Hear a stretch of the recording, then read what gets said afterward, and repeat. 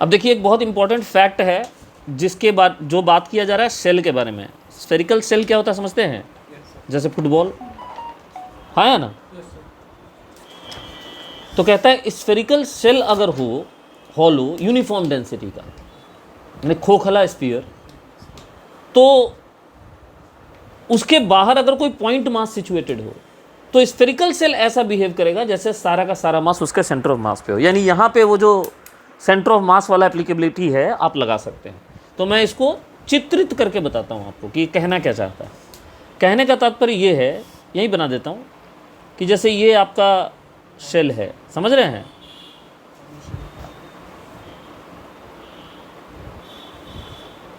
ये शेल है और यहाँ पे कोई पार्टिकल है m, समझ रहे हैं? शेल का मास है कैपिटल M। तो शेल ऐसा बिहेव करेगा जैसे सारा का सारा मास कहाँ कंसंट्रेटेड है, सेंटर पे। तो एकमात्र शेल के लिए, स्फेरिकल सेल और सॉलिड स्फीयर के लिए आप सेंटर टू सेंटर की दूरी लेके ग्रेविटेशनल फोर्स को निकाल सकते हैं। और क्या लिख सकते हैं बताइए? लिख सकते हैं m डिवाइडेड बाई, अरे भैया, r स्क्वायर। कॉम्पिटिटिव पढ़ाते हैं तो ये सब हम लोग प्रूव करते हैं। ये सुनिए क्या है, ये कहता है कि यही हॉलो स्फीयर पे वापस आ जाइए आप। फिर से हॉलो स्फीयर बनाया हमने, ये इसके अंदर एक और पार्टिकल रखा हुआ है, कोई m मास। क्या रखा हुआ है? m मास का कोई और पार्टिकल रखा हुआ है। तो इसके अंदर कोई भी पार्टिकल कहीं भी रख दो पार्टिकल, स्फीयर के वजह से इस पर नेट फोर्स कितना लगेगा बताइए? 0 लगेगा।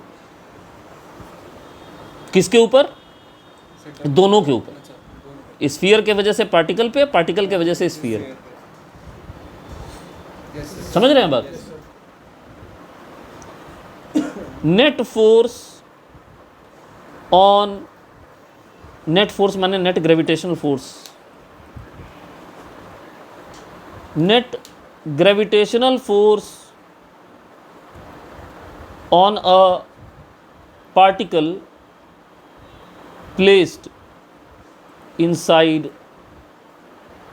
a uniform spherical cell is 0। ये हमने अभी पढ़ा है, यहाँ पे यही लिखा हुआ। The force of attraction due to a hollow spherical shell of uniform density on a point mass situated inside it is equal to 0। ठीक है, सरफेस पे है उसके बाहर होगा तब फोर्स लगेगा। चलिए, यूनिवर्सल ग्रेविटेशनल कांस्टेंट की वैल्यू कितनी होती है? g से डिनोट करते हैं इसको, और g की जो वैल्यू होती है इट इज, कल मैंने बताया था कि न्यूमेरिकल वैल्यू 22, इसको यूज करने से क्या होगा?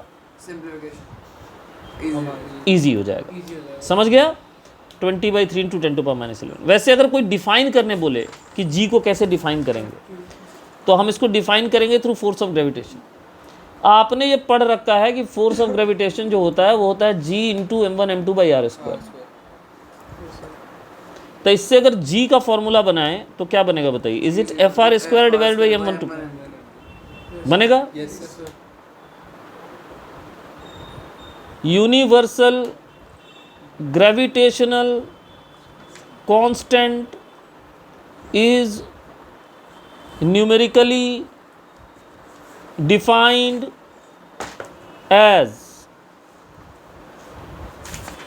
देखिए अगर r की वैल्यू 1 हो जाए, m1 और m2 की वैल्यू अगर 1 kg हो जाए, तब बताइए g का वैल्यू f के बराबर आएगा कि नहीं आएगा? आएगा ना। Defined as gravitational force between two particles of mass 1 kg each separated by 1 metre. बोलिए सही है? ये इसकी डेफिनेशन लिखिएगा, बाकी कैवेंडिश एक्सपेरिमेंट जानने की आवश्यकता। Acceleration due to gravity of earth 9.8 बेटा वो 9th चला गया अब, है ना? थोड़ा सा बड़े हो जाओ, अभी कुछ और मिलेगा इसमें मसाला। हाँ देखिए, अभी तक प्रीति समझ में आ रहा है सब? क्योंकि ज़्यादा निकला नहीं सिलेबस, 9th में पहले से था ग्रेविटेशन, ठीक है। ये अर्थ है भाई, और ये हमने अर्थ का रेडियस बनाया है जिसको हम आर से दिखला रहे हैं। जानकारी के लिए बता दूं कि आर की जो वैल्यू होती है रेडियस ऑफ अर्थ की, ये है 6400 किलोमीटर्स, जिसको हम लिखते हैं 6.4 इंटू 10⁶ मीटर्स, और मास ऑफ अर्थ जो है वो है 6 इंटू 10⁻24 kgs। बोलिए समझ में आ रहा है? ये दो और इन्फॉर्मेशन है जो आपको याद रखने हैं। अब ये देखिए पृथ्वी है, और पृथ्वी के ऊपर मान लीजिए कि जस्ट सरफेस से थोड़ा ऊपर, क्योंकि आमतौर पे जो चीज़ों के हम ऊपर एक्सेलरेशन ड्यू टू ग्रेविटी लेते हैं उनकी हाइट रेडियस ऑफ अर्थ के कंपैरिजन में क्या होती है बताइए? बहुत ही छोटी होती है। ये बन क्यों नहीं रहा है स्फीयर मेरा? अब बना, ठीक है। अब ये बताइए, अगर बहुत छोटी होती है तो इसके ऊपर जब ग्रेविटेशनल फोर्स हम लेंगे तो distance between centre of earth से इसका ऑलमोस्ट क्या ले लेंगे बताइए? आर ही ले लेंगे। और स्फीयर है अर्थ, तो उसके लिए तो ये सेंटर टू सेंटर ले सकते हैं distance. So tell me what is the gravitational force? Like it is G mass of earth into mass of the body divided by R E square. Am I correct? And hence अगर इसको छोड़ा जाएगा तो जिस acceleration से centre of earth के पास आएगा उस एक्सेलरेशन को हम कहते हैं acceleration due to gravity. So this is the gravitational force on the body divided by mass of the body. Mind it, body का मास m दिया हुआ है, सबको दिख रहा है, समझ में आ रहा है? तो बताइए जी की वैल्यू कितनी आ गई? जी की वैल्यू आ गई सर, अगर हम m से डिवाइड कर देंगे एफ जी को, एफ जी आर ई तो क्या आ जाएगा हमारा? F G. अच्छा, क्या हम कछुआ रखें यहाँ पे धुआं वाला नीचे में? हाँ उधर ही रख देंगे, लेकिन चलिए सुनिए। तो यहाँ से बताओ जी की वैल्यू कितनी आ जाएगी? जी की वैल्यू आ जाएगी हमारी, नहीं 9.8 नहीं बेटा, एक्सप्रेशन पूछ रहा हूँ बेटा, प्लीज़ ध्यान दो जरा। G M E by R E square आ जाएगा। Yes sir. ये पहला एक्सप्रेशन है किसी भी प्लैनेट के एक्सेलरेशन ड्यू टू ग्रेविटी का, जिसमें मास ऑफ प्लैनेट और रेडियस ऑफ प्लैनेट के स्क्वायर पे जो डिपेंड करता है। क्या हम यहाँ पे चाहते हैं तो मास को हम लिख सकते हैं क्या कि it is 4/3 pi into radius of earth का क्यूब, यानी volume multiplied by density of earth. तो अगर हम इसको लिख देवे तो हमारा यहाँ पे आएगा g into 4/3 pi R E cube rho E by R E square. से yes? And on solving it becomes 4/3 pi G, एक आर ई बचेगा और एक रो ई साथ में बचेगा। ये आ गया डेंसिटी के फॉर्म में। So what I meant to say is कि एक्सेलरेशन ड्यू टू ग्रेविटी, अगर दो प्लैनेट का रेशियो निकालना हो तो हम प्रोपोर्शनैलिटी लेंगे मास of the planet divided by radius square of the planet पे। लेकिन अगर उनकी डेंसिटीज और रेडियस दिया हुआ हो, आई बेग यू पार्डन, यहाँ गलती से आर ई स्क्वायर लिख दिया, आर ई होना चाहिए था, 2 आर ई कट गया ना। तो अगर उनके डेंसिटी और रेडियस का रेशियो दिया हुआ हो, in that case you have to write proportionality on R E, R and rho. समझ में आ रही है बात? तब आर और रो के प्रोपोर्शनल होगा। इसी के साथ एक क्वेश्चन लिखिए अपने अपने नोटबुक में सब लोग जल्दी से। दो प्लैनेट का मास अगर m1 m2 दिया हुआ है, रेडियस r1 r2 का रेशियो दिया हुआ है, ठीक है, उस कंडीशन में अगर आपको रेशियो निकालना है जी का, तो m बाई आर स्क्वायर वाला प्रोपोर्शनलिटी यूज करेंगे। तो m1 by r2 into r2 square by r1 square आएगा। लेकिन अगर डेंसिटी वाला दिया रहेगा तो ये प्रोपोर्शनलिटी यूज करेंगे रो इंटू आर का। क्या ये बात समझ में आ रही है सबको? ये आर नीचे क्यों समझ में आ रहा है? क्योंकि m बाई आर स्क्वायर पे डिपेंड कर रहा था ना। अबे हाँ तो बोलो। और अगर डेंसिटी और आर के टर्म्स में लिखना होगा तो r1 by r2 into rho 1 by rho 2। अभी आपको जो क्वेश्चन दिया था वो इस पे बेस्ड था, नीचे वाले पे। तो रो 1 बाई रो 2 का रेशियो कितना दिया हुआ था मैंने कॉपी में क्वेश्चन में, और r1 बाई r2 का रेशियो भी कितना दिया हुआ था मैंने कॉपी में। तो आंसर कितना आ गया? Variation of G with altitude. Altitude बोले तो हाइट। फिर से अर्थ बनाता हूँ, कम होना चाहिए ऑब्वियसली। ये कोई नई बात बता रहे हो तुम। ये देखो पार्टिकल है, ये हमारा एम ई है, ध्यान देना सब लोग, ठीक। ये हाइट h है, रेडियस आर ई है, और यहाँ से यहाँ तक का अगर टोटल डिस्टेंस निकाले सेंटर से, RE plus H. तो इसको हम लिख रहे हैं small R. Small R is RE plus H. सही यस। एरो ठीक से नहीं बना, मज़ा नहीं आ रहा। ग्राफिक सही रहते तो मज़ा आता है ना। ऐसे मत करो। अब सही है, तुम यहाँ जाओ। अब सही है। हाँ जी बोलिए, समझ में आ गया? Yes sir. अब ये बताइए, ये जो आपको बॉडी दिख रही है, इस बॉडी के ऊपर ग्रेविटेशनल फोर्स कितना होगा? तो आइए निकालते हैं। अब आप लोग बोलिए, what is the gravitational force on the block? मतलब बॉडी एफ जी। हाँ बोलो। एम ई ME छोटू एम upon H का square. Centre to centre distance लोगे ना। Small r का square. सही है, Yes sir. ध्यान देना। ठीक है, अब इस पॉइंट पे अगर acceleration due to gravity at point P अगर निकालना हो हमें, यानी एट एच हाइट, तो हम उसको जी एच से लिखेंगे। मतलब एट हाइट हम निकाल रहे हैं, सरफेस वाले जी के बराबर तो नहीं होगा ना। No sir. कैसे निकालेंगे? एफ को डिवाइड करेंगे मास ऑफ ऑब्जेक्ट से। सही है। Yes sir. G M E M by R square को डिवाइड लगा दिया हमने एम से। कितना आया वैल्यू? GME हाँ बोलो बोलो। square by G M E divided by छोटू आर स्क्वायर। हाँ है ना। इसको और क्या लिख सकते हैं? G M E divided by R plus H का स्क्वायर। बोलो हाँ है ना। Yes sir. और इसको एक और तरीके से लिख सकते हैं। कैसे? पहले इसको घेर लेने दीजिए।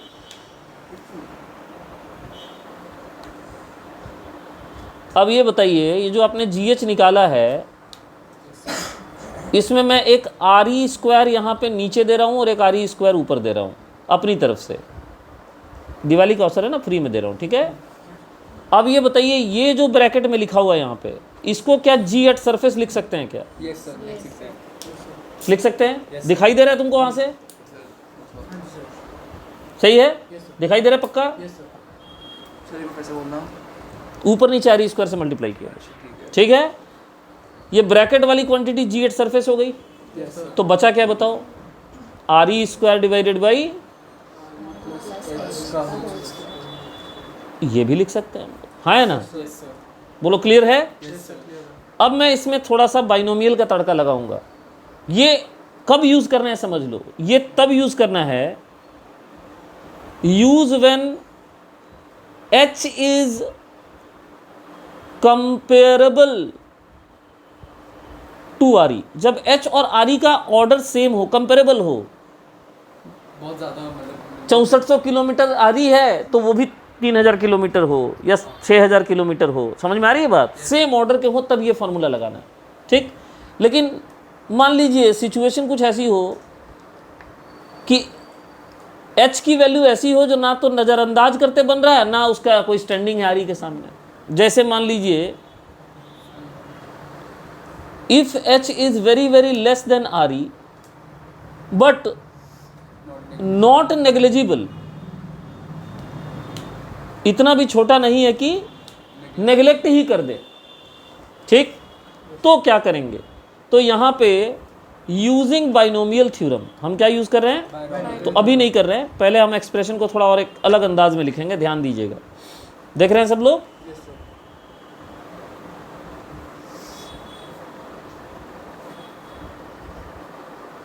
हाँ, पे अटेंशन एवरीबडी।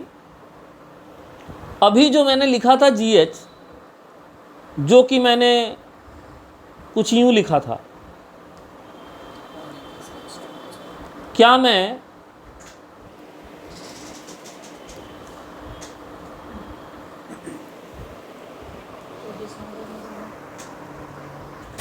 इसको इस आर ई स्क्वायर को यहाँ से उठा के यहाँ नीचे डिवीजन में डाल सकता हूँ क्या? Yes sir. बोलिए, डाल सकता हूँ कि नहीं डाल सकता हूँ? हाँ. सही है, ध्यान दीजिएगा। अब मैं इस आर ई को R E plus H divided by R ई ऐसे लिख सकता हूँ क्या? Yes sir. हाँ. अब मैं इसको, ध्यान दीजिएगा, 1 प्लस एच बाई आर ई का होल स्क्वायर लिख सकता हूँ क्या? अब मैं इसको ऊपर ले जाके 1 प्लस एच बाई आर ई की पावर -2 लिख सकता हूँ क्या? वहाँ से लिख सकते हैं। लिख सकते हैं। अब यहाँ पे ध्यान दीजिएगा, मैं बाइनोमियल लगाने वाला हूँ, ठीक? 1 प्लस, ठीक है। अब ये अगला टर्म जो आएगा वो आएगा -2। अब नहीं, रुको, मेडिकल वाले भी हैं यहाँ पे ना, मेरे को थोड़ा सा यहाँ गाइड करने दो। एक थ्योरम होता है बाइनोमियल थ्योरम, ठीक है।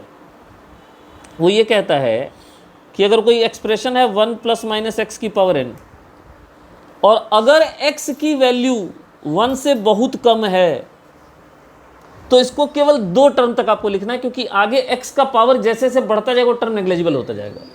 तो आप इसको 1 प्लस माइनस एन एक्स लिख सकती हैं, ठीक है, under the situation when x is very very less than 1। ये है बाइनोमियल थ्योरम। समझ रहे हैं बात आप? तो बाइनोमियल थ्योरम को यूज कर रहे हैं यहाँ पे। अब बताइए यहाँ पे h बाई आर ई बहुत बहुत छोटा है कि नहीं है? Yes, sir. बहुत छोटा है। h बाई आर ई बहुत छोटा है ना जी। Yes, sir. याद रखिए, हम उस तरह के हाइट की बात कर रहे हैं जो इस प्रकार की हैं। h is equal to R E by 50, h equal to R E by 100, 1000, इस तरह के वैल्यूज़ की हम बात कर रहे हैं। आप समझ रहे हैं मेरी बात को?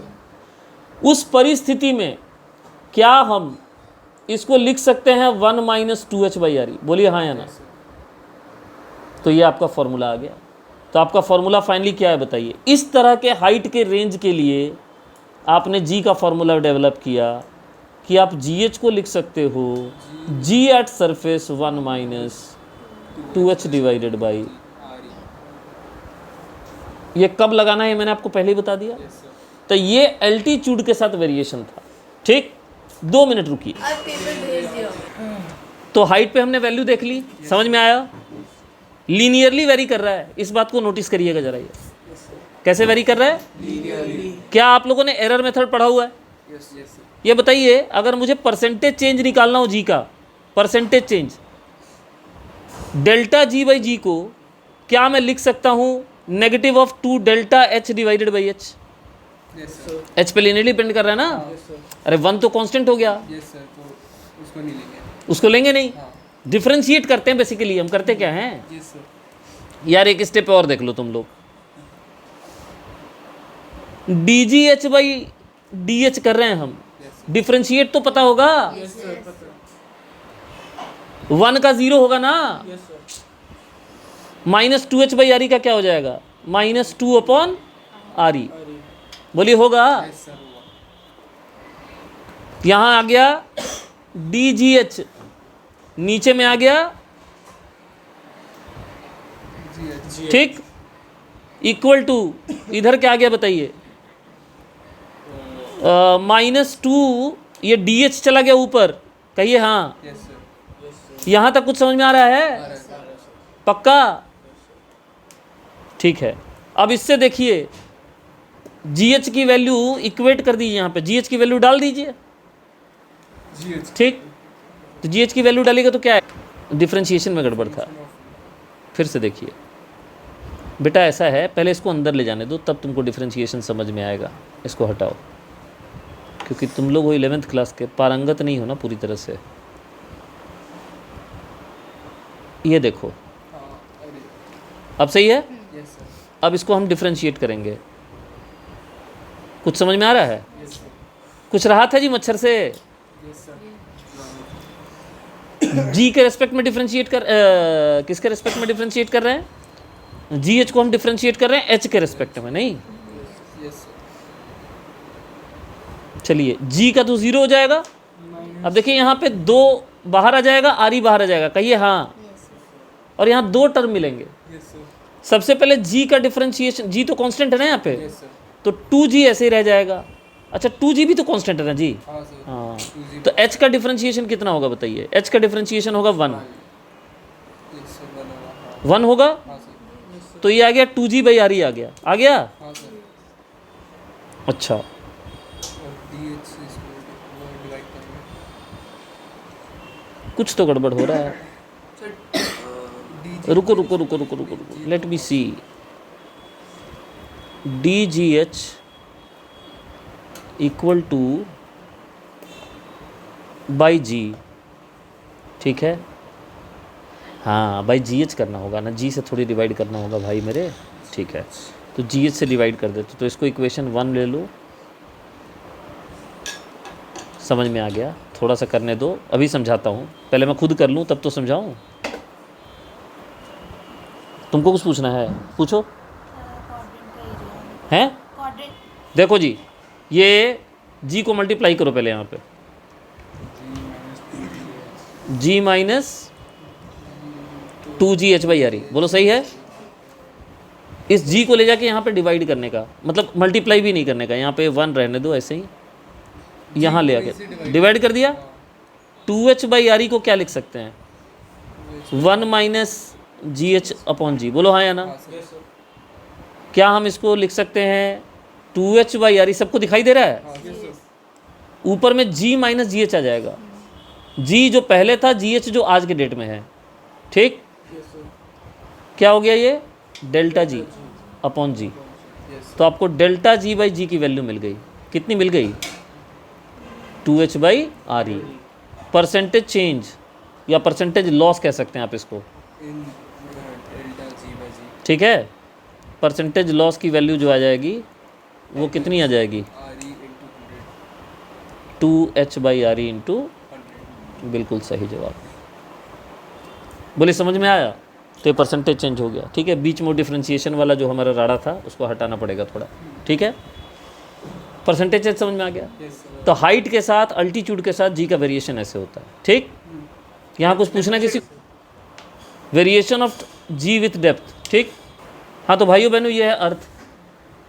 और अब हम यहाँ हैं, किसी तरह से सुरंग बना के गए हों चाहे जैसे गए हों, ठीक है, लेकिन हम पृथ्वी के अंदर हैं। और अभी हमारी सेंटर से जो डिस्टेंस है वो डिस्टेंस कितनी है? वो डिस्टेंस हम ले लेते हैं फिर से स्मॉल आर। लेकिन इस बार ये जो स्मॉल आर है इसकी जो वैल्यू है उसको हम लिख सकते हैं RE माइनस डी। कहिए हाँ, बोलिए हाँ या ना। अब ये बताइए, हम इस स्फीयर को 2 पार्ट में डिवाइड कर रहे हैं। स्फीयर माने जहाँ पे हम हैं, ये सर्किल थोड़ा ज़्यादा बड़ा बना दिया हमने, इसके लिए खेद है, सही है। अब ये बताइए, सबसे पहले ये जो बाहर वाला पार्ट है इसके तो हम अंदर हुए ना, तो ये तो शेल हो गया, तो ये तो फोर्स देगा नहीं, क्योंकि शेल के अंदर फोर्स कितना होता है बताइए? 0 होता है। तो फोर्स किसके वजह से मिलेगा? खाली जिसके हम बाहर हैं। क्या जी अर्नब, समझ में आ रहा है? किसके वजह से फोर्स मिलेगा? जिसके हम बाहर हैं। अरे कहाँ डाउट है भैया? किस चीज़ का डाउट है? छोटे डाउट नहीं बताता मैं। हॉलो स्फेरिकल शेल नहीं बना रहा? हाँ बोला था ना। हॉलो का? तो जो आपके बाहर है वो हॉलो ही हुआ ना। क्या बात कर रहे हो यार? जो आपके बाहर हुआ, इस लाइन, इस परिधि के बाहर जो होगा वो सारा का सारा हॉलो नहीं होगा। और ये खुद पार्टिकल है। और मान लो कि बहुत सारे हॉलो सेल है, थिन, उनके ऊपर और थिन, उसके ऊपर और एक थिन, करते करते परत दर परत बहुत सारे हॉलो, सबके वजह से 0 होगा। समझ में आ रहा है? थिक हॉलो सेल थोड़ी, थिन हॉलो सेल थोड़ी लिखा था, हॉलो सेल लिखा था। और अगर थिन भी लिखा हो तो भी बताइए ना, जस्ट जो इसके ऊपर वाला सेल होगा उसके वजह से 0 हुआ कि नहीं हुआ? हुआ सर। अब इसको भूल जाओ। इसके ठीक ऊपर वाला जो सेल होगा उसके वजह से 0 होगा कि नहीं होगा? भूल जाओ। उसके ऊपर वाले की वजह से 0 होगा कि नहीं होगा? सबके तो अंदर ही है ना। चलो आओ, समय नष्ट ना करो, ठीक है। अभी समझ में आ गई बात आपको? तो मेरा कहने का तात्पर्य यह है कि जो नारंगी घेरा बना हुआ है, इस नारंगी घेरे से बाहर का जो अर्थ है वो हमें फोर्स नहीं दे रहा है, और इस नारंगी घेरे से अंदर वाला जो फोर्स वो है अर्थ है वो हमें फोर्स दे रहा है। और ये बीच में जो पट्टी सा है ये कुछ है ही नहीं, क्योंकि खुद ये क्या है? पार्टिकल। तो इसका कोई एग्जिस्टेंस ही नहीं होगा। तो हमें केवल इसके वजह से निकालना। अब हम निकालेंगे वही जो हम अभी तक निकाल रहे थे। बताइए, ये हमें सबसे पहले फोर्स निकालना होगा, उसको मास से डिवाइड करना होगा, पार्टिकल का मास m मानना। यहाँ तक कोई दर्द? जी एट अ डेप्थ को निकालने के लिए हम सबसे पहले F/m करेंगे, which is G now mass of this section is m dash, M dash. तो m dash we need to calculate first Yes, sir. into mass of the body divided by distance is re minus d का square. Say yes. Yes, sir. Yes, sir. यहाँ तक कोई दर्द? No, sir. No, sir. Now let's go for m dash. How to find m dash? Can I say m dash is equal to density of earth multiplied by 4 by 3 हाँ, pi सही. radius re minus d का cube? Yes, sir. Now in case you want to simplify it, आप सारा calculation पहले small r के रूप में कर लो, लास्ट में वैल्यू डाल लो, तो आपको लिखना कम पड़ेगा. Yes, sir. लाइक यहाँ पे आपको r स्क्वायर लिखना पड़ेगा, यहाँ पे आपको r क्यूब लिखना पड़ेगा. बोलो कैसी बात है? Yes, sir. Yes, sir. अब यहाँ से रो की वैल्यू डालिए. रो ऑफ अर्थ कितना था? Original mass of earth divided by 4 by 3 pi into R cube, और इसमें मल्टीप्लाई हो गई है 4 by 3 pi small R cube. Yes, sir. बोलो हाँ या ना? हाँ, sir. पक्का? Yes, sir. कोई दिक्कत? No, sir. कोई तकलीफ? No, sir. अब यहाँ से हमारा आंसर कितना आ गया? M E. हाँ काटी का कुछ पूछना है तुमको?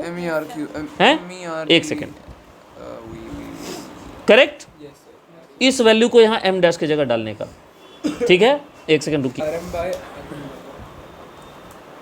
हाँ कुछ तो ऐसा ही आएगा. m डैश की वैल्यू डालते हैं m ई छोटू आर क्यूब बाई बड़ू आर क्यूब. ठीक है. Yes, sir. अब देखिए कट पिट के क्या बच रहा है यहाँ पे. G M. सब लोग सावधान ध्यान देंगे. जी, और हाँ इसको m से डिवाइड भी करना था हमें, जो हमने पता नहीं कहाँ छोड़ दिया. तो m से कटेगा तो खाली m ही बचेगा, Yes, sir. एक r बचेगा छोटू वाला ऊपर में, नीचे में आर क्यूब बचेगा. कहिए हाँ या ना? Yes, sir. ध्यान दीजिएगा जरा, थोड़ा गति में हूँ. आर ई स्क्वायर यही छोड़ूंगा, छोटू आर के जगह आर ई माइनस डी लिखूंगा क्योंकि उतना होता है, Yes. और एक आर इसके नीचे डालूंगा ऐसे. कहो हाँ. हाँ, sir. इसके जगह लिखूंगा सरफेस का जी. बोलिए हाँ. हाँ, sir. जहाँ नॉर्मल जी लिख रहा हूँ मतलब समझिए सरफेस का जी है, Yes, sir. G. और ये आ गया 1 minus D by R. Formula देखने में पिछले बार जैसा ही आया है, Yes, sir. लेकिन इस बात को आप बहुत भली भांति समझ लें Same here. कि ये किसी भी डेप्थ के लिए वैलिड है. It is valid for any depth, चाहे 1 सेंटीमीटर का हो चाहे 1 किलोमीटर का. 3 फॉर्मूले ड्राइव करने की जरूरत नहीं है. आप are you getting my point? So, एक second. Let's come to graph. So now I'm drawing a graph. Between whom? Between G on the y-axis and let's say small r. What is small r? It is the from center of earth. ठीक. अब अगर आप गौर से देखें ये वाले फॉर्मूले के अंदर, तो ये आर के डायरेक्टली प्रोपोर्शनल है. बोलिए है कि नहीं? तो इन साइड में जो जी आ रहा है वो आर के क्या होता है बताइए? Directly proportional. क्या होता है? तो ये बढ़ता जाएगा अगर आप सेंटर से सरफेस तक आ रहे हैं तो. और कैसे बढ़ेगा? स्ट्रेट लाइन के अलोंग बढ़ेगा. बहुत गलत बात है ये, पूरा बनो. हाँ ठीक है. लेकिन ये खेल कब तक चलेगा? ये तब तक चलेगा जब तक आप सरफेस पर ना जाए. सरफेस पे स्मॉल आर की वैल्यू कैपिटल आर के बराबर हो जाएगी. बोलिए हाँ या ना? और उसके बाद खेल शुरू होगा जो आपने ऊपर ड्राइव किया था. बोलिए हाँ या ना? ऊपर आपने कितना ड्राइव किया है? हाँ, वो inversely proportional to R square आ रहा था. देखिए, Yes, sir. देख रहे थे ना? ये देखिए, ये कहाँ गया भाई? ये रहा, ये रहा. आर स्क्वायर के इन्वर्सली प्रोपोर्शनल है ना, ये फॉर्मूले को देखिए. देख रहे हैं? तो आगे का ग्राफ जो होगा इन्वर्स में ग्राफ ऐसा बनता है. बोलिए समझ में आ रहा है? और सबसे ज़्यादा वैल्यू कहाँ होगी बताइए? जिस पॉइंट पे वो सरफेस रीच करेगा. सरफेस पे होगा. यानी ये जो 9.8 वाला चीज़ आप डिस्कस करते हैं सबसे ज़्यादा वैल्यू होती है. बोलिए समझ में आया कि नहीं आया? वेरिएशन समझ में आया? ग्राफ समझ में आया? Yes, sir. ठीक है. सर जैसी अर्थ के एटमॉस्फेयर से बाहर वैसे ही खत्म, जीरो. एटमॉस्फेयर से क्या लेना देना है इसको? मतलब एक पर्टिकुलर पॉइंट से जैसे एटमॉस्फेयर के बाहर जाने के बाद काफ़ी वैल्यू कम होने लगती है. You will feel that you are in space. ठीक है. इंटरेस्ट नहीं है, कोई बात नहीं, नहीं रहने दो इंटरेस्ट.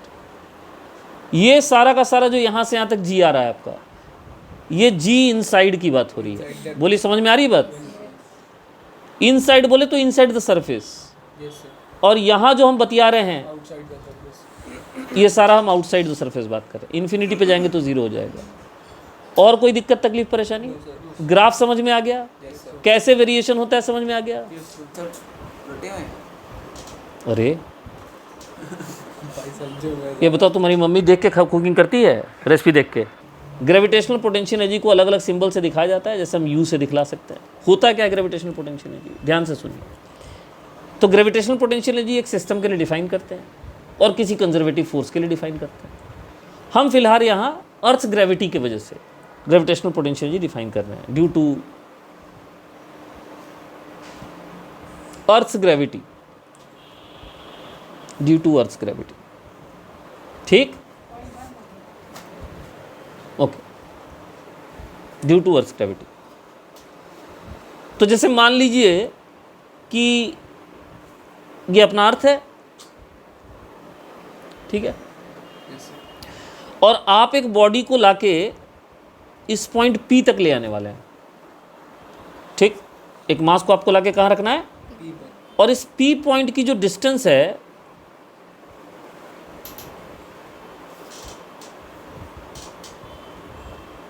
वो अर्थ के सरफेस से मान लीजिए R है ना? चलिए ठीक है, A पॉइंट लिखिए इसको, A पॉइंट R डिस्टेंस पे। ये अपना अर्थ है, mass M E, radius RE, and you are placing it at distance R। कहाँ से लाना है आपको इसको? ग्रेविटेशनल पोटेंशियल एनर्जी आप डिफाइन कर रहे हैं, तो पहले मैं वर्क डन डिफाइन करूंगा। ग्रेविटेशनल पोटेंशियल एनर्जी के अगेंस्ट जो वर्क डन हम करेंगे, तो हम सबसे पहले चले हैं पॉइंट B से। कहाँ से चले हैं? और पॉइंट B की डिस्टेंस हम यहाँ से ले रहे हैं। यार प्लीज़ शांति से बैठो, बार बार जर्क मत लगाओ, उसमें दिक्कत हो रही है।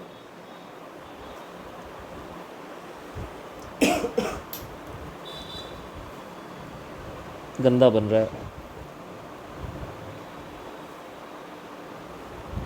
So let's call this distance as R2 and let the distance of R be R1. Clear? Now what we are going to do, we are going to find work done by external force to move a particle of mass m from B to A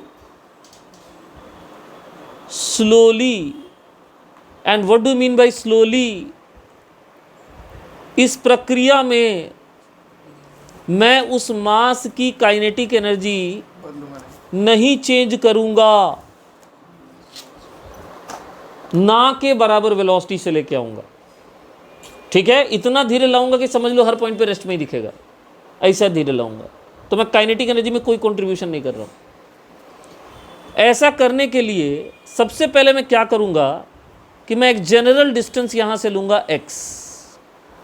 तो अभी मेरा ये जो मास है m जिसको मैं कह रहा हूं, वो कितने डिस्टेंस पे खड़ा है? x। ठीक है, so let us consider that particle m is at a distance x from center of earth. Correct? Then what is the gravitational force acting on m? Can you say, is it g me into m divided by x square? Say yes. इसको मैं further displace करने वाला हूं एक छोटे से displacement से। इतू सा डिस्प्लेसमेंट है dx। ठीक है, for a very small displacement dx dw by external force. External force के द्वारा किया गया वर्क को क्या मैं लिख सकता हूं? एक्सटर्नल फोर्स की मैग्नीट्यूड इनटू डिस्प्लेसमेंट dx की मैग्नीट्यूड इनटू cos 0 डिग्री। क्योंकि इस प्रक्रिया में मेरा जो एक्सटर्नल फोर्स लग रहा हो धकियाने में लग रहा होगा ना? Yes, sir. नहीं, गड़बड़। देखिए ये है फोर्स ऑफ ग्रेविटी Fg, देख रहे हैं आप, ये खींचेगा अपनी तरफ और चाहेगा कि आपको एक्सेलरेट कर दे। आपको एक्सेलरेशन होने से रोकना है तो आपको इधर खींच के रखना पड़ेगा हमेशा कि कहीं एक्सेलरेट ना कर जाए, नहीं तो डेफिनेशन खराब हो जाएगा ना। तो 0 डिग्री नहीं होगा महाराज, क्या होगा यहाँ पे cos 180 डिग्री होगा, क्योंकि एक्सेलरेशन को रोके रखने के लिए आपको विरोधी डायरेक्शन में फोर्स लगाना पड़ेगा। गुरुत्वाकर्षक बल जो होता है आकर्षक होता है, उधर ही जा रहे हैं आप तो और बुलाएगा कि दौड़ के भाग के आ, ठीक है, आपको दौड़ना नहीं है। बोलिए समझ में आ रहा है? अब चूंकि आप एक्सेलरेशन 0 को मेंटेन कर रहे हैं तो क्या आप ये नहीं कह सकते कि दोनों फोर्सेस का मैग्नीट्यूड क्या होगा, बताइए, सेम होगा। तो आप अब मैग्नीट्यूड लिखिए, इसके लिए मैग्नीट्यूड की जगह मैं लिख रहा हूँ GMEM। एक और इसमें पेज है वो भी बताऊंगा, लेकिन पहले लिख दूँ। एक जगह हमने और गलती करी है, cos 180 का जगह -1 डाल दिया हमने, डाल दिया, यहाँ तक कोई दिक्कत नहीं है। एक और भी संशोधन होगा इसमें, क्या होगा संशोधन, क्या होगा, dx के साथ लगेगा नेगेटिव। क्यों लगेगा बताइए? क्योंकि x कर रहा है डिक्रीज। कैलकुलस कहता है जो घटे है उसका चेंज नेगेटिव है, जो घटे है उसका चेंज नेगेटिव है, ठीक है, समझ में आ गई बात? जो घटता है उसका चेंज नेगेटिव होता है, ठीक है। तो यहाँ पे आ गया माइनस माइनस मिल के, बोलो प्लस हो गया कि नहीं हो गया? इसके साथ संपर्क में आ गया dx, आ गया, और हम अब इसका समकलन करेंगे, अर्थात इंटीग्रेशन। विघटन मतलब होता है डिफरेंशिएशन, गधे, समकलन माने इंटीग्रेशन होता है, ठीक। और इधर मेरे पास इंटीग्रेशन किसका मिलेगा बताइए? dw। So dw is integrated from 0 to w and I am integrating it from R2 to R1, yes or no? I am going from B to A. So what is my answer? Anybody who remembers integration till date? Yes, sir.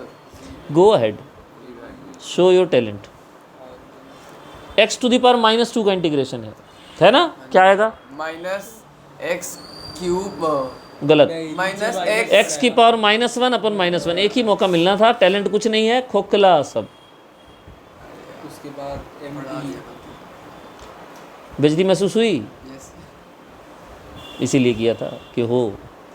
चलो -GMEM। अब इसमें value डालेंगे, value क्या डालेंगे? पहले डालेंगे R1, फिर डालेंगे R2। पावर में माइनस का मतलब 1/, होता है, और ये माइनस जो यहाँ था इसको आगे कर दिया। Yes, sir. अरे कुछ समझ रहे हाँ हो? सर। पक्का Yes, sir. कोई दिक्कत तो नहीं है ना? No, sir. एक बार मुझे चेक कर लेने दो। -1/x है।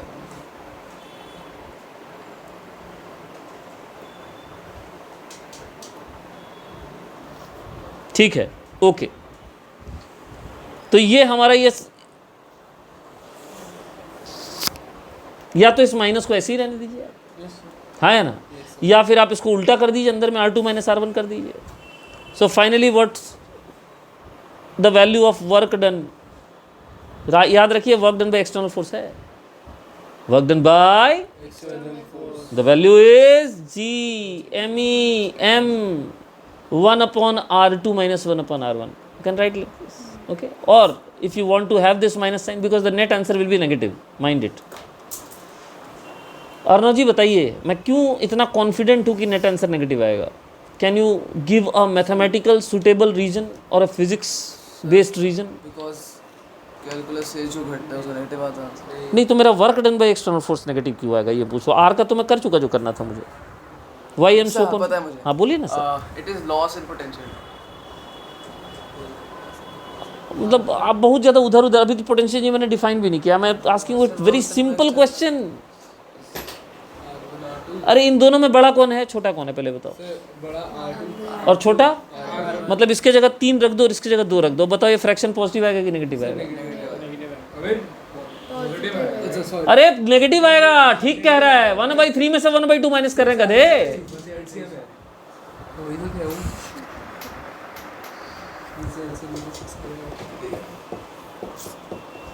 ये है मैथमेटिकल प्रमाण, भौतिकी प्रमाण। देखिए एक्सटर्नल फोर्स किधर लग रहा है, किधर लग रहा है external force? Negative x right direction में। अभी भी सही नहीं बोल रहे हो। और नेट डिस्प्लेसमेंट किधर हुआ? तो फोर्स और डिस्प्लेसमेंट का डायरेक्शन अपोजिट है तो वर्क डन क्या होना चाहिए? ये भौतिक रीजन हुआ। जवाब से पता चलता है कंसेप्ट डेवलप कैसे हुआ है। सब कुछ लिखने में नहीं आता है, यही दिखलाता है आईक्यू।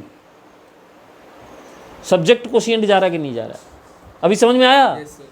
इस फोर्स का वर्क डन निकाल रहे थे ना आप लोग? हाँ सर। अरे मिटा दिया मैंने। इस फोर्स का वर्क डन आप निकाल रहे हैं, ये एक्सटर्नल फोर्स का, हाँ या ना? Yes sir. ये किधर लग रहा है? दाईं तरफ। और नेट डिस्प्लेसमेंट किधर है? बाईं तरफ। वर्क डन नेगेटिव होना चाहिए, 180 का एंगल बन रहा है। Yes sir. और दूसरा मैंने मैथमेटिकल से तो दिखाई दिया आपको। हाँ सर। चलिए, अभी तक मैंने पोटेंशियल एनर्जी डिफाइन भी नहीं किया, अभी से बहुत अब करूंगा पोटेंशियल एनर्जी डिफाइन। सुनिए, ध्यान से सुनिएगा। GP, gravitational potential energy GP,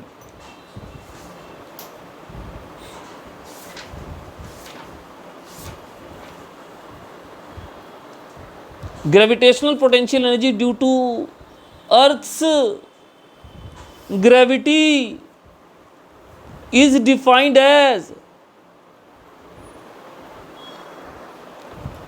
work done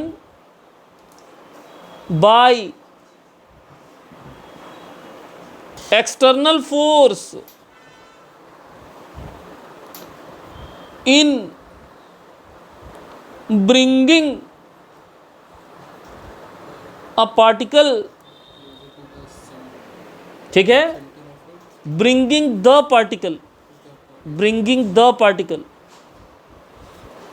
gravitational potential energy due to earth gravity is defined as the work done by external force in bringing the particle from infinity to a point in earth's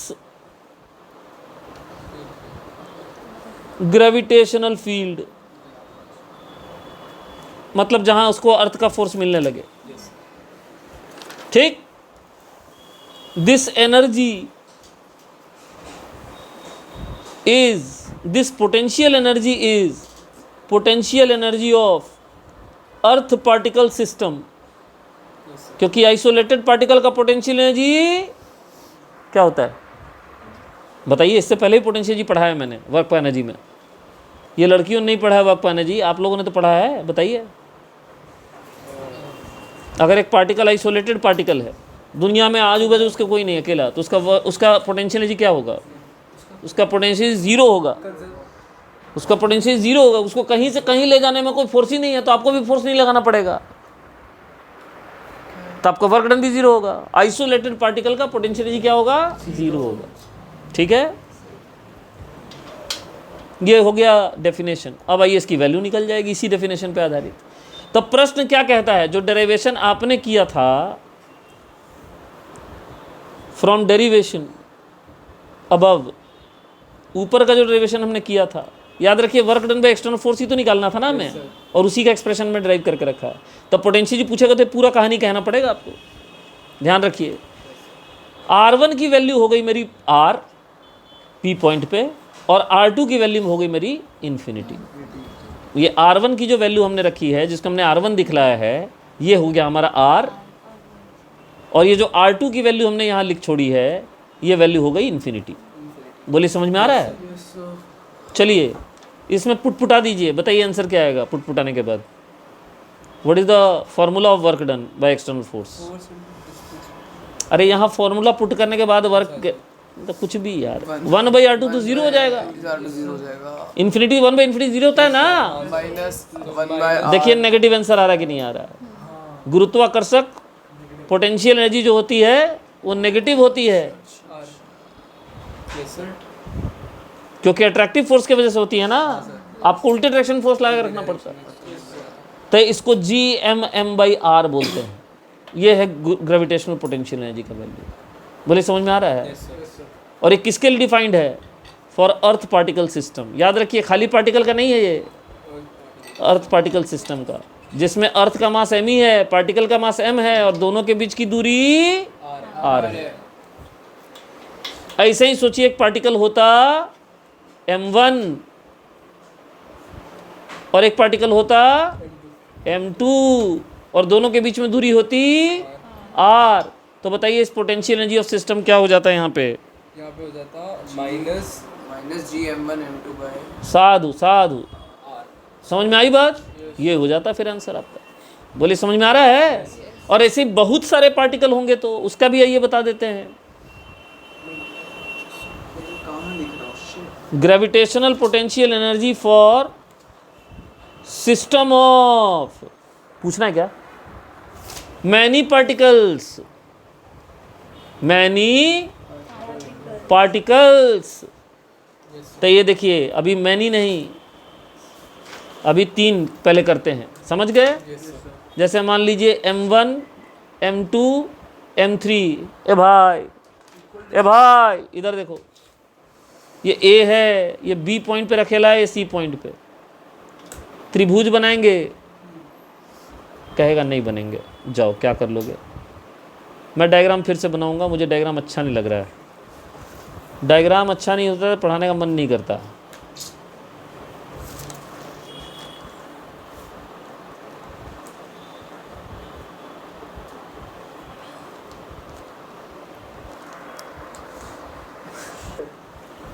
this is A, this is B, this is सी।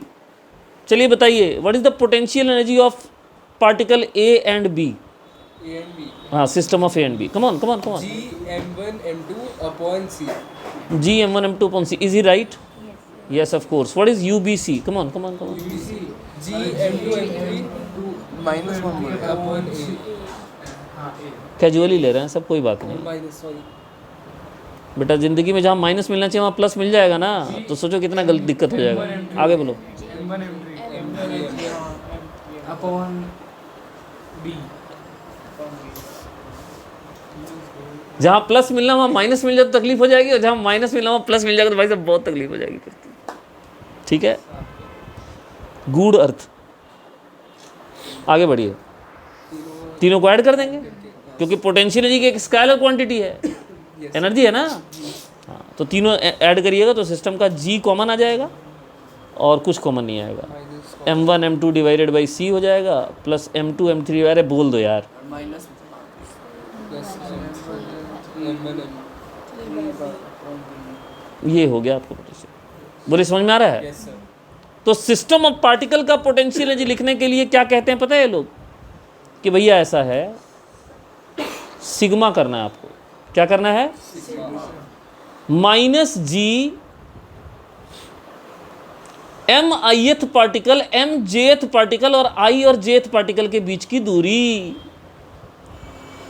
आई और जे दोनों की value tend होगी 1 से लेके n तक, और I और जे बराबर मत ले लीजिएगा।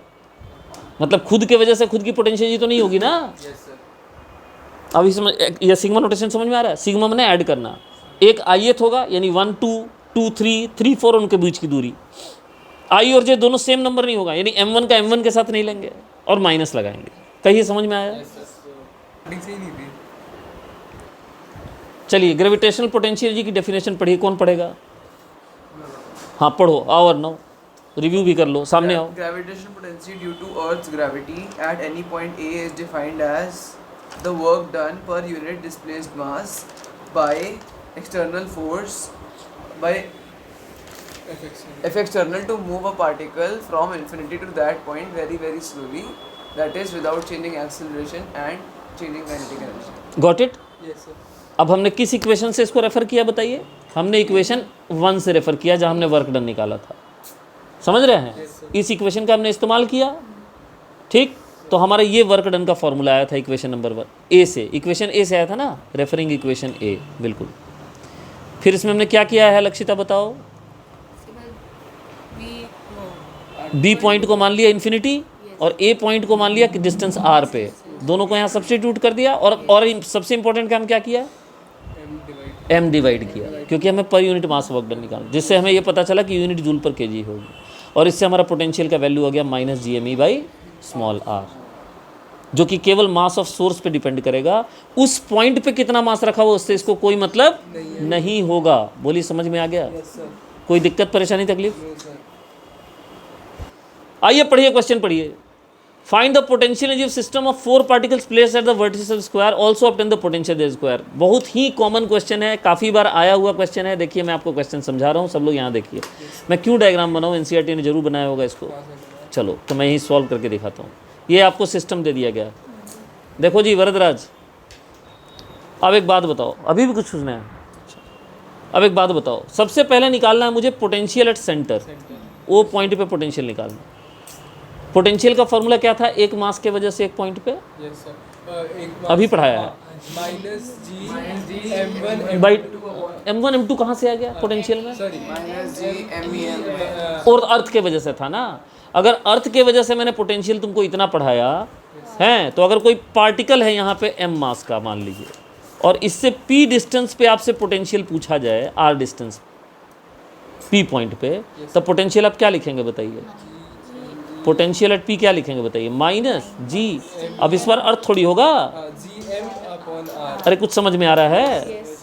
अर्थ था तो अर्थ का मास लिख रहे थे, इस बार सोर्स m है तो m का मास लिखेंगे। अरे कुछ समझ में आ रहा है? अच्छा ये बताइए, अगर मल्टीपल पॉइंट्स हो तो उनके वजह से पोटेंशियल कैसे निकालेंगे? सबको ऐड कर देंगे। क्यों ऐड कर देंगे? Because potential is scalar. क्या करते हो यार? आ जाओ क्वेश्चन देखो अब। चलो बताओ, इसका नाम रखते हैं A, इसका नाम रखते हैं B, इसका नाम रखते हैं C और इसका नाम रखते हैं D। सब लोग ध्यान दो यहाँ पे, इधर अरे। Potential due to A at centre, कहो क्या वैल्यू आएगी? वो तो minus G M square by R to root 2 है। m स्क्वायर फिर कहाँ से कब पैदा हुआ? m स्क्वायर कब पैदा हुआ? Tell me. Minus G distance कितना है? एम ई हो डिस्टेंस है √2 l दिया हुआ है, मतलब साइड का। एल साइड है तो रूट 2। अरे फिलहाल तो तुम आर ही बोलो ना यार, बाद में 10th भी तो सब फेल है ना, वो भी उसमें टाइम लगेगा ना कैलकुलेट करने में, नहीं लगेगा? अब बताओ ईमानदारी से, आर एल के टर्म्स में कितना होगा बताओ? r l के टर्म्स में gm/√2 है। √12 पूरा डायगोनल हो जाएगा अच्छा, पगलेट। √2 जी एल √2/2 होगा, l/√2 होगा। मेरी बात समझ में आ रही है? क्या होगा? l/√2 होगा, तो √2 ऊपर चला जाएगा। कहिए समझ में कुछ आ रहा है? Yes sir. अरे भाई पक्का ना Yes, है? ये निकला ए के वजह से। अब बताइए नेट पोटेंशियल अगर आपको निकालना है तो आप क्या करेंगे बताइए? What is the net potential at O? Tell me. That is potential due to A plus potential due to B plus potential due to C and plus potential due to D. क्यों जोड़ा सबको? As potential is scalar quantity, ऐसे लिखना जवाब school में, समझ रहे हो? इसलिए हम ऐड कर सकते हैं, स्केलर है तो।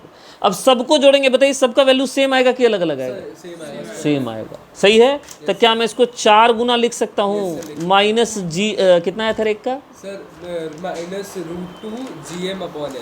√2 gm/l आया था, इसका आप कर दीजिए 4 गुना, तो आपका आखिरी उत्तर क्या हो जाएगा बताइए? -4√2 gm/l। ये आपका हुआ ग्रेविटेशनल पोटेंशियल एट ओ। कोई शक? कोई दिक्कत? कोई तकलीफ? अब आइए पोटेंशियल एनर्जी निकालते हैं। इसमें तो पेयर लेना पड़ेगा ना जी।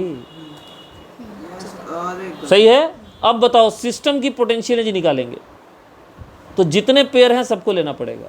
तो देखिए एक रास्ता तो ये है, 2 रास्ते दिखाता हूँ आपको, इधर सुनिए। पहला रास्ता तो ये है, अच्छा इसे फिगर दिखा के ही करना पड़ेगा। दूसरा रास्ता क्या है देखो जी, एक तो ए बी का लेंगे, फिर ए सी का लेंगे, फिर ए डी का लेंगे, उसके बाद बी से शुरू करते हैं अब। उसके बाद बी सी का लेंगे, बी ए का तो ले चुके हैं ना, उसके बाद बी डी का लेंगे और लास्ट में लेंगे सी डी का। बोलो सही है? 6 टर्म्स आएंगे। अब एक एक करके सबकी वैल्यू बताओ। ये डिस्टेंस पूरा का पूरा l√2 है और ये डिस्टेंस l है। क्लियर है ना? अब आधा मत करना क्योंकि पार्टिकल के बीच की दूरी लेनी है। चलो बोलो ए बी का पोटेंशियल जी कितना लिखें? AB का potential energy minus G M square m² by L. L distance है ना? सेकंड वाला बोलो। माइनस जी, एम अरे एम स्क्वायर तो सब में होगा, दोनों पार्टिकल में मास का। कितने बड़े बेवकूफ हो जाइए। l√2 होगा यार। तीसरा बताओ। Minus G M square by L. चौथा बताओ। Minus G M m² by l। B C again L होगा। पांचवा बताओ। माइनस gm² बाय √2 है। √12 होगा। Yes sir. ये किसका बताया? ये BD का और लास्ट में हो गया CD का माइनस GM²/L और इसको जोड़ देंगे सबको। Yes sir. तो 1 2 3 4 आए हैं GM²/L। पहले तो माइनस GM²/L पूरा का पूरा कॉमन ले लो। हाँ सर। 4 मिल गए L वाले और 2 ऐसे मिले हैं जिनमें नीचे में √2 है। तो कुल मिला के आपका आंसर आ गया माइनस GM²/L और यहाँ आ गया 4 + √2। ये आपका आंसर है। एक इसका मेरे पास छोटा मेथड भी है, ठीक है, दिखा रहा हूँ, पसंद आ जाए तो कोई बात नहीं, देख लीजिए। 4 × √2 है कुछ भी बोलता है। सुनो जी, टोटल कितने पेयर्स हैं? 6। अच्छा मान लो भूल गए कितने पेयर्स हैं, इसको भी छोड़ दीजिए। ठीक, इधर देखिए भाई साहब, सामने आइए। क्या मैं कह सकता हूं कि 4 ऐसे पेयर हैं जिनके बीच में डिस्टेंस L है? Yes sir. क्योंकि 4 साइड होते हैं। देखिएगा जरा, अप्रोच देखिएगा, × 4। बोली हाँ या ना? हाँ सर। और क्या मैं लिख सकता हूं 2 ऐसे पेयर हैं जिनके बीच में डिस्टेंस है? अरे यहां मिल गया, ओ सॉरी,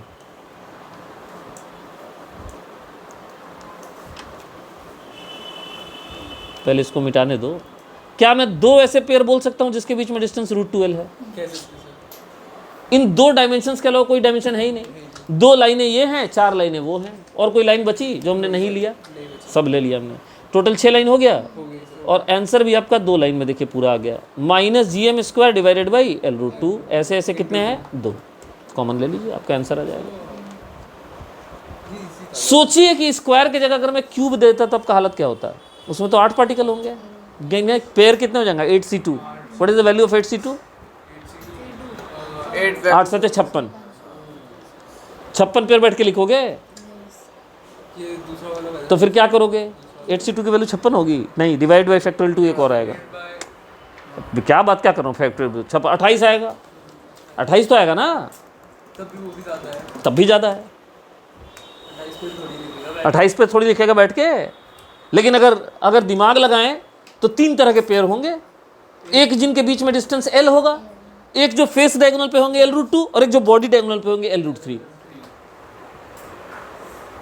तो ये आपके लिए होमवर्क देता हूँ, ठीक?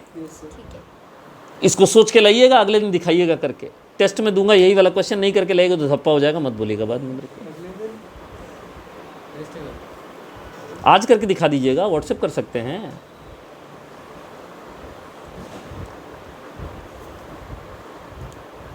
अच्छी चीज़ें कुछ याद आ जाए तो उसी से मैं उसको बता देना चाहिए। मेरा हिसाब किताब ये है, समझ रहे हैं? कुछ पूछना है जी? हैं? हो रहे हैं अभी? चलो बढ़िया, होने चाहिए।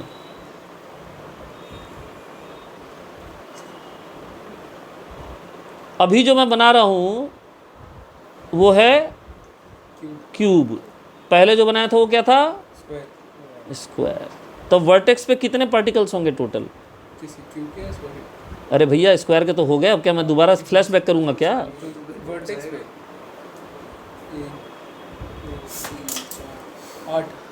8 होंगे, सही है? Yes sir.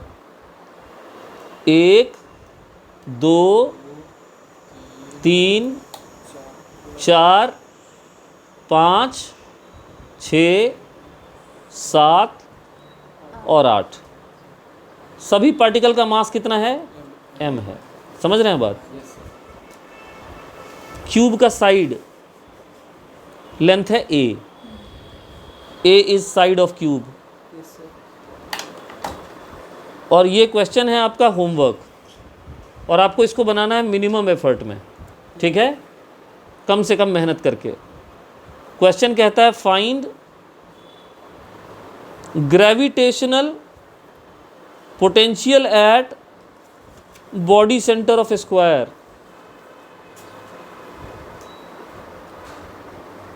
और द्वितीय कहता है find gravitational potential energy of system of particles. बोलिए हो जाएगा? यस सर, हो जाएगा। तो करिएगा इसको। 28 पेयर का लिखने की जगह आप क्या जल्दी से जल्दी कर सकते हैं बताइएगा? हो जाएगा ये क्वेश्चन अब? तो इसको कर लीजिएगा, और पोटेंशियल तो 1 के वजह से निकाल के 8 से मल्टीप्लाई कर दीजिएगा।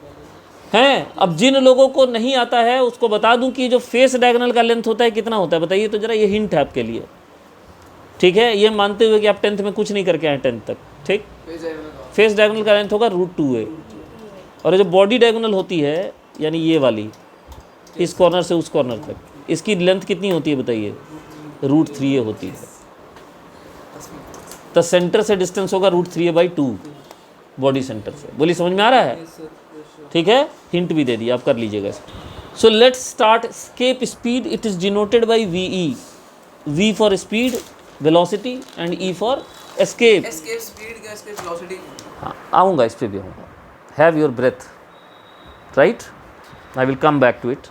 पहले हम जरा देख लें इसको, क्योंकि इसके पीछे जो लॉजिक है उसके लिए डेरिवेशन समझना पड़ेगा।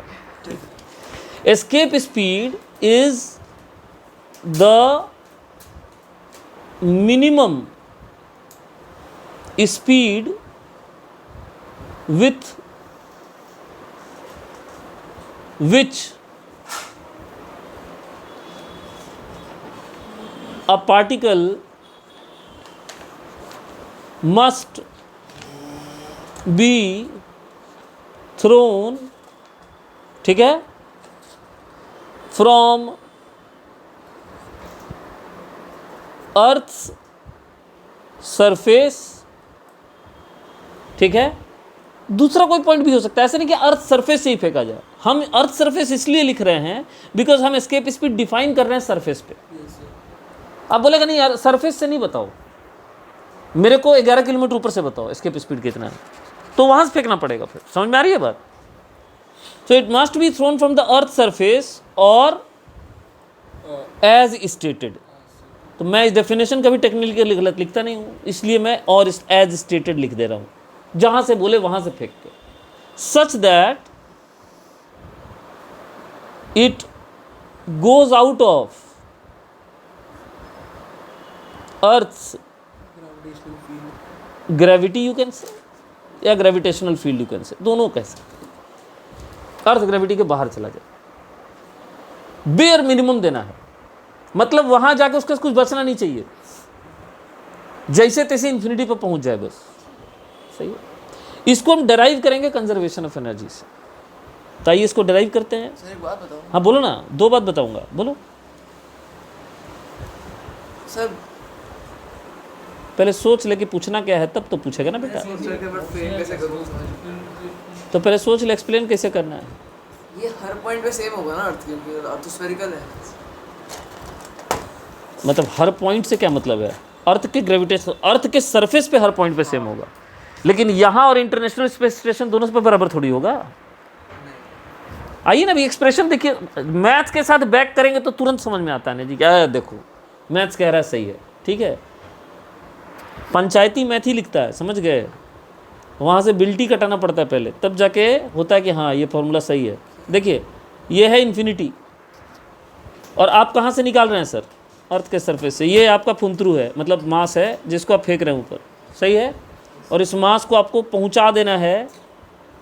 भव्य अपना गिरा हुआ बोतल छोड़ो, यहाँ ध्यान दो, बोतल प्रसाद,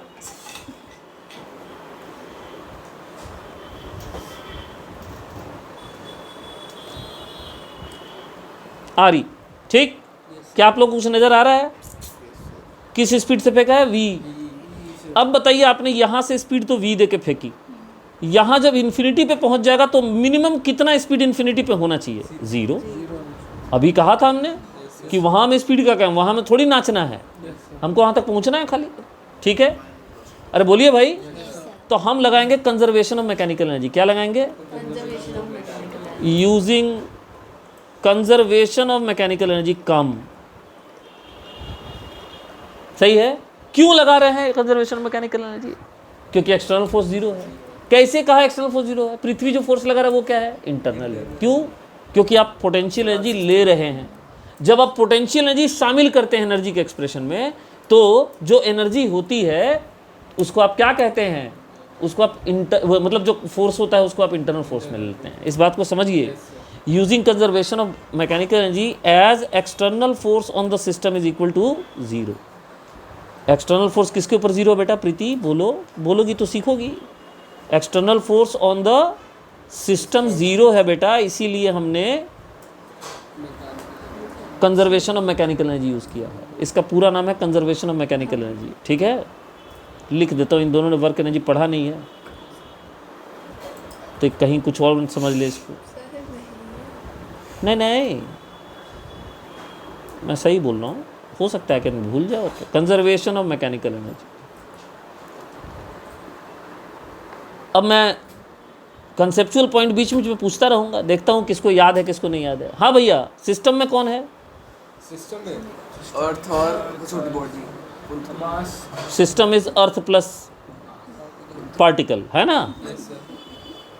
बहुत बढ़िया बात है। तो एक्सटर्नल फोर्स क्यों नहीं है? ग्रेविटेशनल फोर्स इंटरनल कैसे हो गया? सिस्टम में earth. How can you say that? Because we are using the gravitational potential energy, and since you are using it, you are taking the conservative force of earth into account। और जिसका conservative force हमेशा क्या होता है? Internal होता है, तो उसको लगाने वाला भी सिस्टम का हिस्सा हो गया। कुछ समझ में आ रहा है? Yes sir. अब ये बताइए, आपको ए और बी पे लगाना है कंजर्वेशन। प्लीज़ ध्यान दीजिए सब लोग, ठीक है?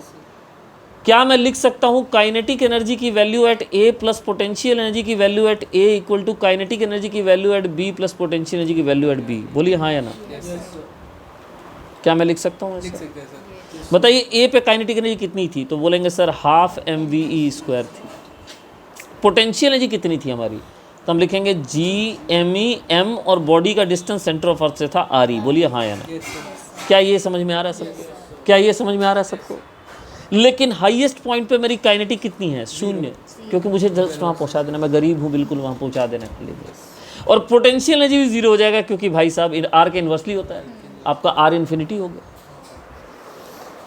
अरे मालिक, पोटेंशियल एनर्जी का फॉर्मूला लिखोगी GME डिवाइडेड बाई नीचे में तो इन्फिनिटी लिखोगी ना। अब बताइए आपका आंसर क्या आया? आपका आंसर आ गया हाफ mve स्क्वायर का वैल्यू, इधर आ गया GME by RE। m cut जाएगी, VE का पहला फॉर्मूला आपने निकाला बड़े वाले G के फॉर्म में, 2G mass of earth upon radius of earth. कहिए हाँ या ना। एक तो ये फॉर्मूला चलेगा, और दूसरा फॉर्मूला कौन सा चलेगा? एक काम कीजिए, इसी एक्सप्रेशन में ऊपर और नीचे RE से मल्टीप्लाई और डिवाइड कर दीजिए। बोलिए समझ में आ रहा है? Yes sir. अब बताइए, ये जो ब्रैकेट में लिखा है यहाँ पे,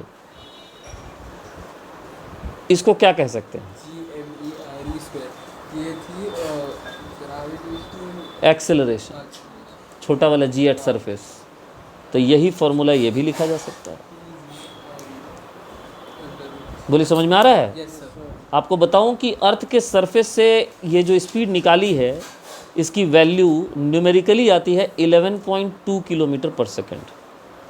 माइंडेड इट इज़ किलोमीटर पर सेकेंड, प्योर आर नहीं है। 11 किलोमीटर पर आवर से तो हम लोग भी चल सकते हैं, ठीक है? किलोमीटर पर सेकेंड है, it is very high speed. 1 second में आप एटमॉस्फेयर के बाहर होंगे। 1 सेकंड में। सही है ना जी?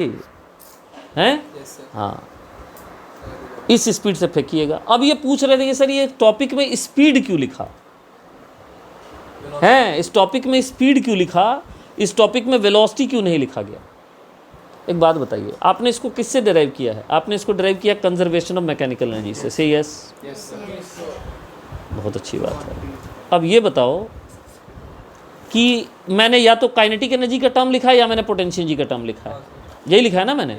अरे बोलो भाई, अर्णव बाबू बोलिए। Yes sir. या तो मैंने काइनेटिक एनर्जी का टर्म लिखा है या फिर मैंने पोटेंशियल। अच्छा, ये बॉडी जिसको फेंका है मैंने, इसको अगर मैं ऐसे फेंक देता या इधर फेंक देता या इधर फेंक देता, है किधर भी फेंकता VE स्पीड से ही, तो क्या इसका काइनेटिक एनर्जी में अलग लिखता? ना तो आपका हाफ बदलता, ना आपका m बदलता, ना आपका स्पीड बदलता, क्योंकि उसमें डायरेक्शन तो आता नहीं कहीं। It is not a vector quantity. तो आप इसको VE स्पीड से कितों भी फेंक दो, it will escape. So does it depends on direction, no sir. Hence speed, इसीलिए speed. Sir but mg h तो बदलता, कैसे एच बदलता, मतलब यहाँ से इन्फिनिटी नहीं जाएगा वो, उसको जाना है इन्फिनिटी। इन्फिनिटी में क्या सीधा और क्या टेढ़ा बस मतलब है, कुछ नहीं बदलता। You are not taking any vector quantity into account. समझ में आई बात? Hence scalar not vector. बोलिए समझ में आ गया? Yes sir. तो ये आपने डिराइव किया एस्केप स्पीड। एक सेकंड, मैं समझ गया। क्वेश्चन लिखिए अपने अपने नोटबुक पे। लोगों ने पढ़ा अंडर रूट 2 जी में दो फॉर्मूले तुम लोगों ने पढ़े, इधर देखो।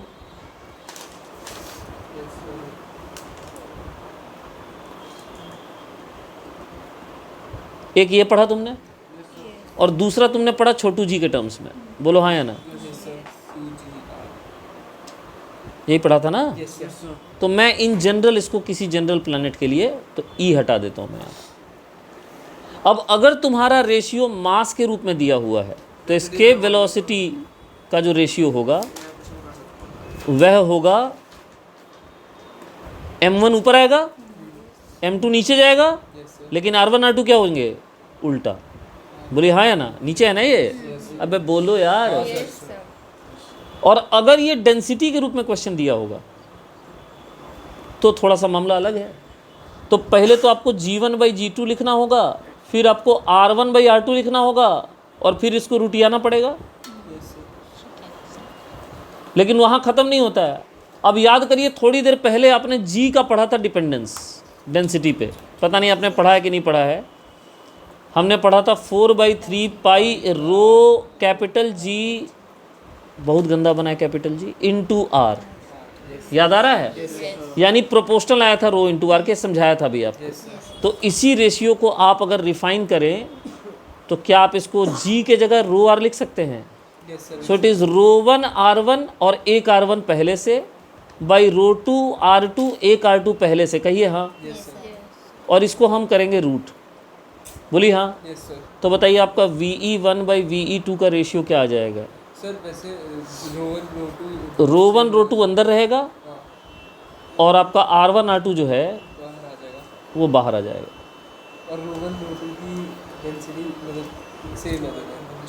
अब बताइए आपका उत्तर क्या है फाइनली? तो इसी पे आपका क्वेश्चन बेस्ड है। Yes sir. R1 R2 का दिया हुआ रेशियो 1:2 और डेंसिटी सेम दिया हुआ है, तो डेंसिटी कट गई, 1:2 आ गया। 1:2 आ रहा है सर। हाँ 1:2। यस सर भैया। बोलिए समझ में आया? Is MGH actually potential energy? क्या MGH पोटेंशियल एनर्जी है जो हम कहते हैं? ठीक है, आइए इस पे थोड़ा सा बहस करते हैं। देखिए पृथ्वी है, ये दो बिंदु है A और B, नीचे से ऊपर जा रहा है ना जी, तो इसको A लिख देते हैं, इसको B लिख देते हैं। ध्यान से सुनिएगा। Yes sir.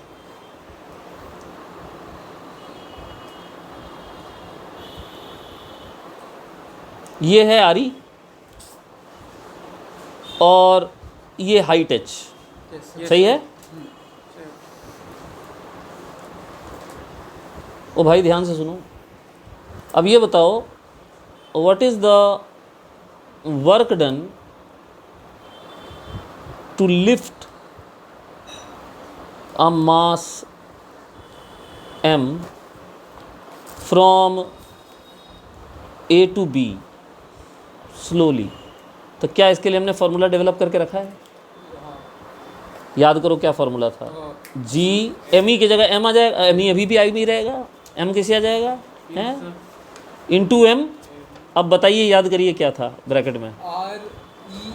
Sorry 1/R 2 - 1/R। सब खा गए सब। अब देखो R1 जो है वो A पॉइंट का रेडियस है, तो A पॉइंट के लिए R1 की वैल्यू हो जाएगी RE के बराबर। बोलो हाँ। बताओ B पॉइंट के लिए R2 की वैल्यू कितनी होगी? बी पॉइंट के लिए RE + H। RE+H, बिल्कुल सही बात है। सही है ना? तो बताओ वर्क डन कितना है और किसका वर्क डन है, याद रखे? बिल्कुल सही जवाब।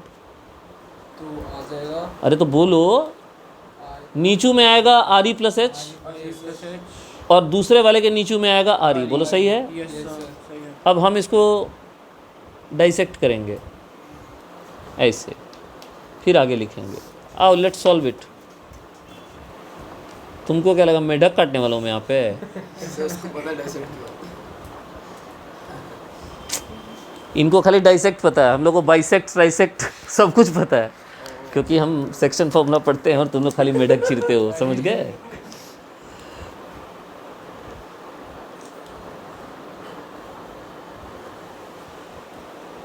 देखो भाई, एलसीएम ले रहा हूँ, जो आज के डेट में बहुत बड़ी चुनौती है। I didn't send a word to about you. I have simply cracked a joke. Anybody want to have it on? हाँ, दे उसका मर्जी है भाई, हालत सबकी खराब है, ऐसा थोड़ी है। h by हाँ, ऊपर में आ गया minus H, minus h sir. सही है? नेगेटिव आ गया जी। R2 हमने सही रखा है ना, RE plus H. 1/R1 minus 1/A2 था ना, कि R2 माइनस R1 था? अच्छा, हम B से A के लेके आए। ये हम मास को कहाँ से कहाँ लेके जा रहे हैं, और उसमें हम डेफिनेशन में इन्फिनिटी से लेके आ रहे थे ना। A to B, आइए आपको वर्क डन दिखाते हैं। देखिए, कैलकुलेशन मिस्टेक हो सकता है, ध्यान दीजिए। बताइए आप किस पॉइंट से किस पॉइंट तक गए थे? आप B to A गए थे, तब आपने R2 माइनस R1 लिखा था। अभी आप गए हैं A से B ना, तो आपका लिमिट चेंज होगा ना जी। तब समझ में आ रहा है? हैं? a से infinity जा रहे हैं। हाँ, जो इनिशियल होगा उसका पहले लिखा जाता है, करेक्ट है ना? जो इनिशियल होगा उसका पहले लिखा जाता है, गलती मत करिएगा। तो यहाँ पे हम लिखेंगे RA माइनस RB, सही है? Yes sir. और इसीलिए हम वैल्यू डालते समय गड़बड़ा गए, अब हम नहीं गड़बड़ाएंगे।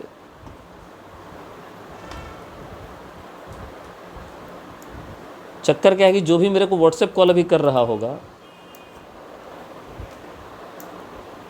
उसको जवाब नहीं मिल रहा होगा, because I am not on WhatsApp. हाँ देखिए, इसको सॉल्व करेंगे तो क्या आएगा? अभी हम सिमलेस हैं, बताइए भाई। यहाँ आएगा RE प्लस एच और यहाँ आएगा RE। अब सही है? तो यहाँ ऊपर में आपके सामने क्या बचेगा बताइए? H बचेगा, Yes sir. और नीचे में आपके सामने बचेगा RE into RE plus H. एक तो एक पेन गिरने से मैं बहुत परेशान चल रहा हूँ आजकल।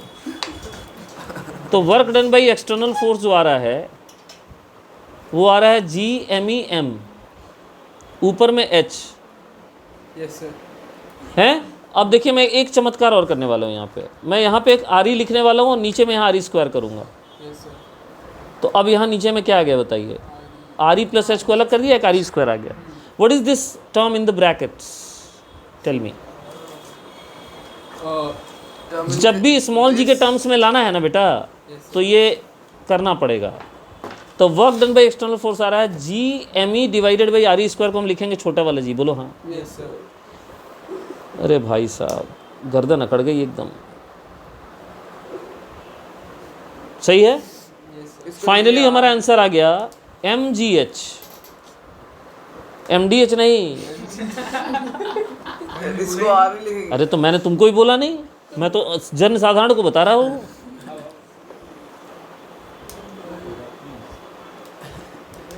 तो work done by external force इतना आ गया। बोलिए आ गया? Yes sir. अब जनरली जिस हाइट की हम बात कर रहे हैं वो हाइट बताइए RE के कंपैरिजन में कैसी हैं, बड़ी या छोटी? Sir, RE के कंपैरिजन ये जो हम H हाइट तक उठा के ले जा रहे हैं बहुत छोटी हाइट होती है ना जी।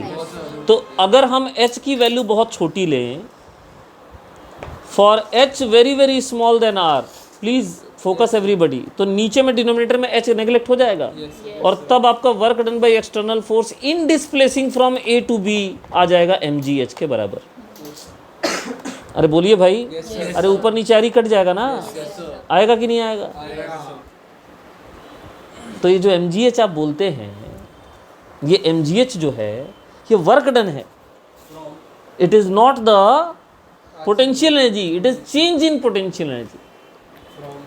जो आपने वर्क डन डिराइव किया था बेसिकली, आप आइए वापस आइए वर्क डन पे यहाँ पे। अब इसको गौर से एक बार और देखिए, इक्वेशन A जिसकी बात कर रहे थे हम लोग, ठीक है?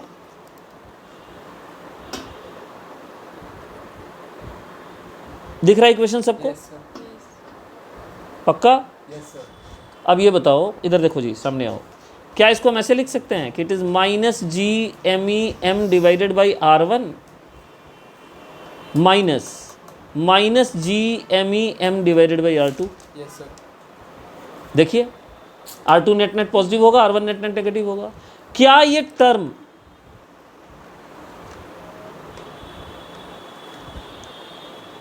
Final potential energy minus initial potential energy के बराबर नहीं है? है sir. R1 Change in potential. change. Is the term equal to change in potential energy? सही यस। जो कि अब तो हम पोटेंशियल एनर्जी जानते हैं ना, Final. Final minus initial. R1 was the final ना, Yes sir. तो वर्क डन है you final minus you initial के बराबर होता है, प्रूव कर दिया आपने। तो यहाँ भी जो आपका वर्क डन है एक्सटर्नल फोर्स का, वो किसके बराबर होना चाहिए बताइए? कहाँ गया?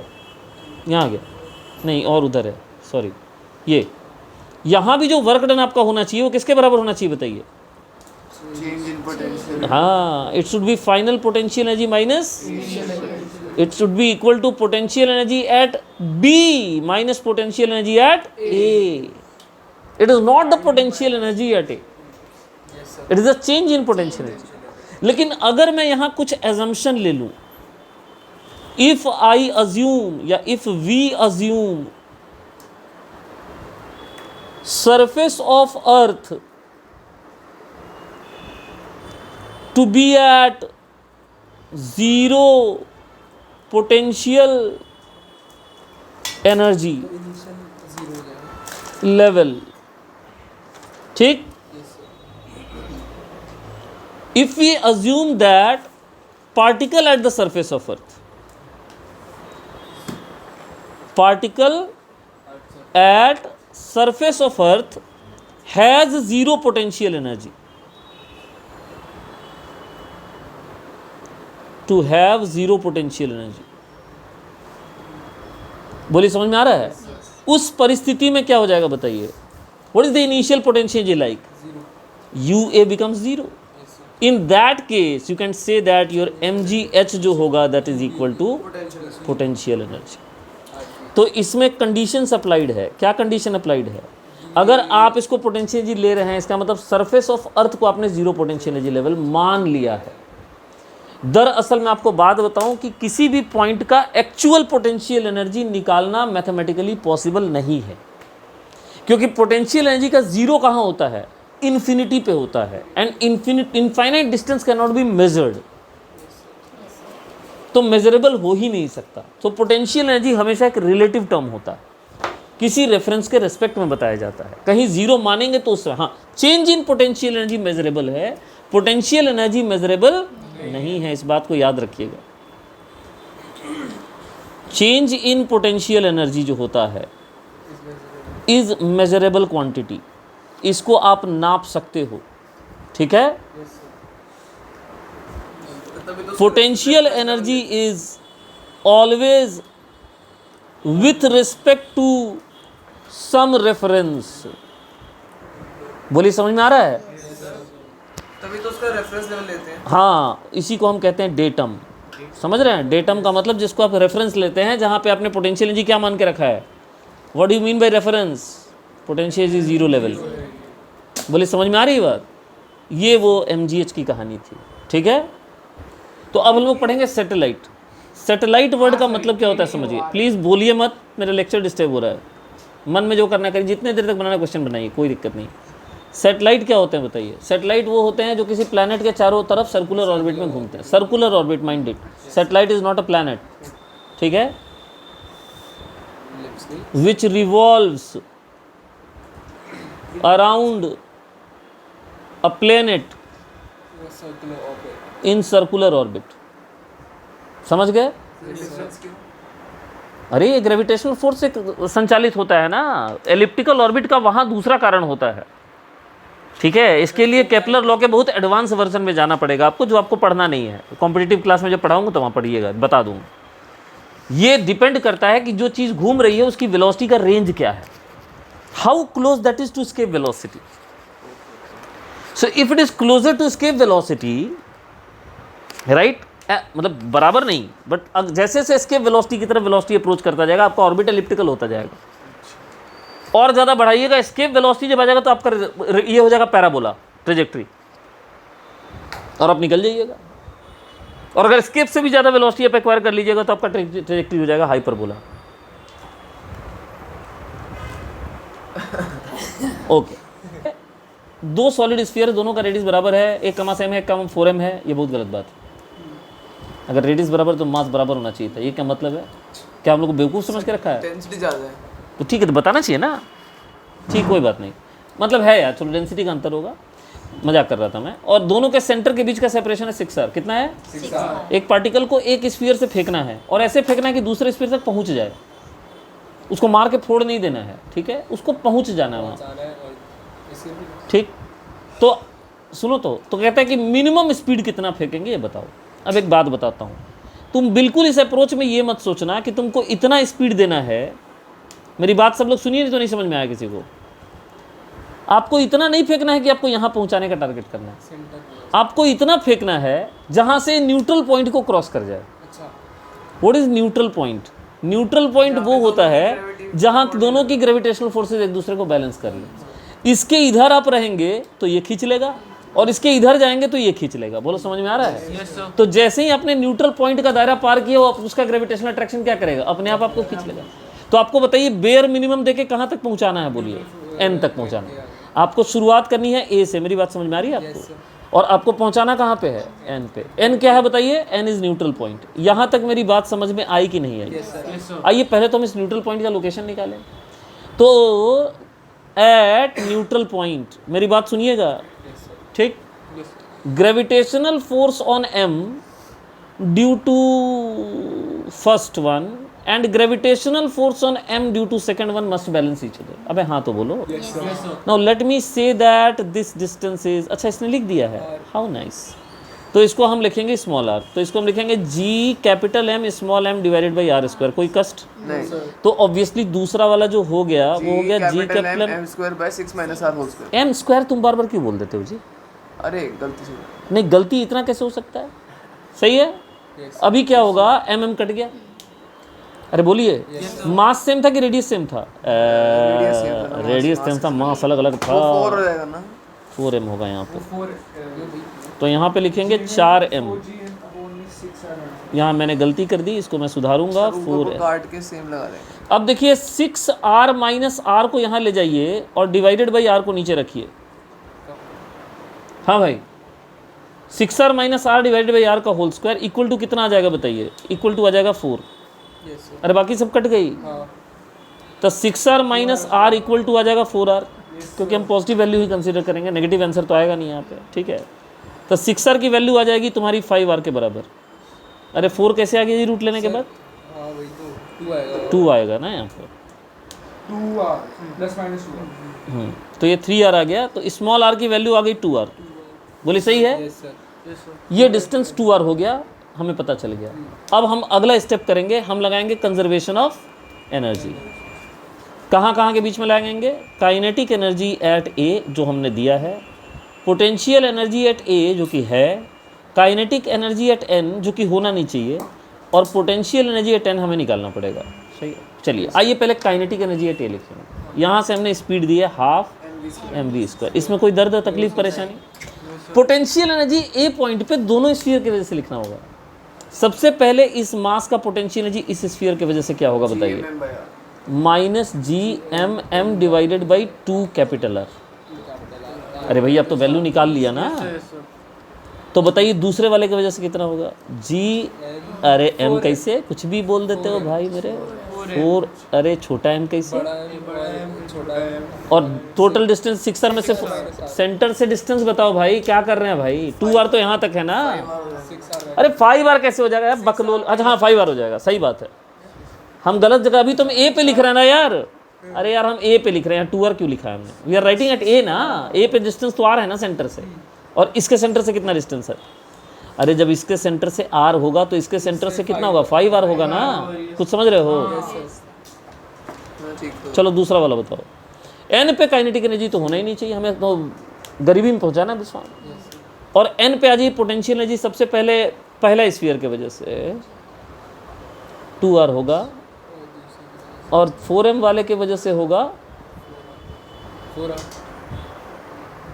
Yes 4r। 6r में से माइनस करेंगे तो 4r होगा। अब हाफ एम वी स्क्वायर को एक तरफ रखते हुए और श्वासों पर कंट्रोल करते हुए आगे बढ़ेंगे और G capital M small M by R को पहले तो कॉमन ले लेंगे। Yes, sir. अंदर में जितने भिन्न आएंगे उनको लिखना पड़ेगा हमें। बताइए पॉजिटिव में कौन कौन आएगा? 1 प्लस 1/5, नहीं 4/5। अरे ये दोनों पॉजिटिव में चलेगा ना। माइनस 1/2 माइनस 1, कहो हाँ। Yes, sir. ओ भाई साहब 1 और 1 तो कट गया ना। अब बताइए 1/2 और जल्दी बताओ, 4/5. टाइम नहीं है, जल्दी बताओ। 10, 5. Sir, -1/10. 4/5 ये हो गया। 8/10 में से 5/10 चला गया, 3/10। 3/10. अरे 4 डाला और 5 था. 8/10 आएगा माइनस 5/10 आएगा, 3/10। ठीक है, 2 से काट दो, 3/5 हो गया। m भी काट दो, v की वैल्यू आ गई 3/5 g capital M divided by r under roots. ये आपका आंसर, देख लीजिए है कि नहीं। होना तो यही चाहिए, बिल्कुल ठीक है। बोलिए समझ में आ गया? Yes, sir.